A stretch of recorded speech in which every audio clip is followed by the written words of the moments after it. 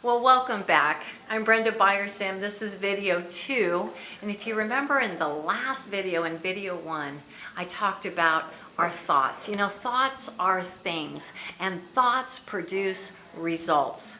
Well, now in video 2, I want to talk to you about the second part of the mind, heart, mouth, or the think, feel, speak connection. And that has to do with your feelings, with your emotions, your predominant emotional state. See, I want you to think of it this way. Think of your thoughts as seeds. Seeds that are going to produce a harvest. Think of your emotions as the soil. So you've got the seed of your thoughts being planted in the soil of your heart. Now, biblically, it's interesting that written thousands of years ago in the wisdom book of Proverbs, it says that as a man thinketh in his heart, so is he. You know, I used to read that and think, oh, the Bible is so old-fashioned. We don't think with our heart, we think with our mind. They were so primitive. So do you know, the interesting thing is that science has caught up that actually the heart is both a sending and a receiving organ. You know, the heart communicates with the brain. The heart produces hormones. It's actually part of the endocrine system. It produces oxytocin, the love hormone. And we know something else. Candace Pert, let me bring a little science behind that scripture that says, as a man thinketh in his heart, so is he, or so is she, as the case may be as you're watching this. Actually, Candace Pert found, and she named it, the molecules of emotions. She brought about the science of neuropeptides. These are amino acids that are produced from the heart that communicate with every cell in your body. Now, here's the interesting thing.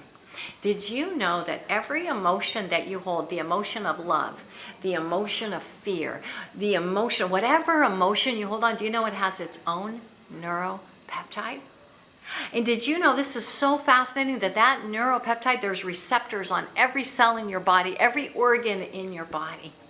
Now remember, I said to you that there's high frequency thoughts, that when the waves are very close together, and there's low frequency thoughts when the waves are far apart. Well, this is true of the emotions.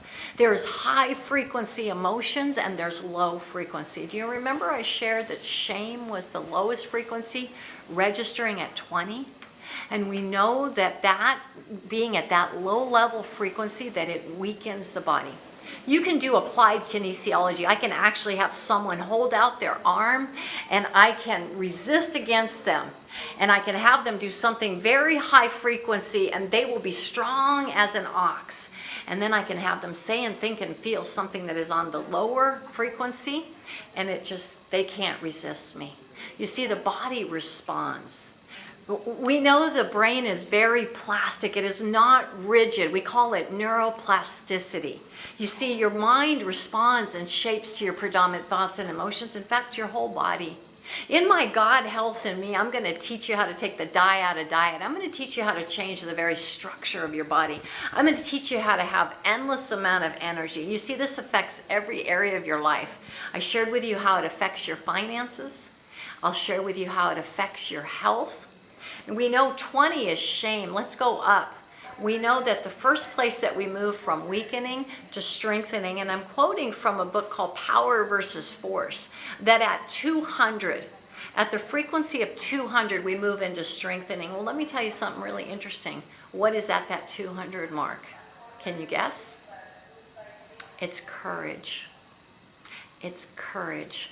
It's going to take courage for you to be willing to let go of those emotions that no longer serve you.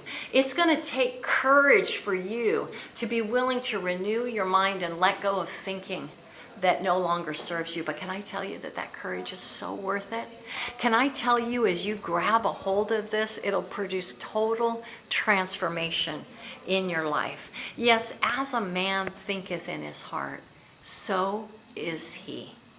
So will be the fruit that you produce in your life. So will be your very being. I'm so excited for you to grab a hold of this tool, in these tools in your tool chest, and experience the abundant life. Experience the joy, peace, passion, fun, adventure, financial freedom, health that's possible as you discover who you are and whose you are. Hey, I'm talking real scripture, and I'm talking real science, and I'm talking real transformation. I look forward to sharing with you the final piece of this mind, heart, mouth connection. It's the final one that just takes it all the way. Join me in video number 3.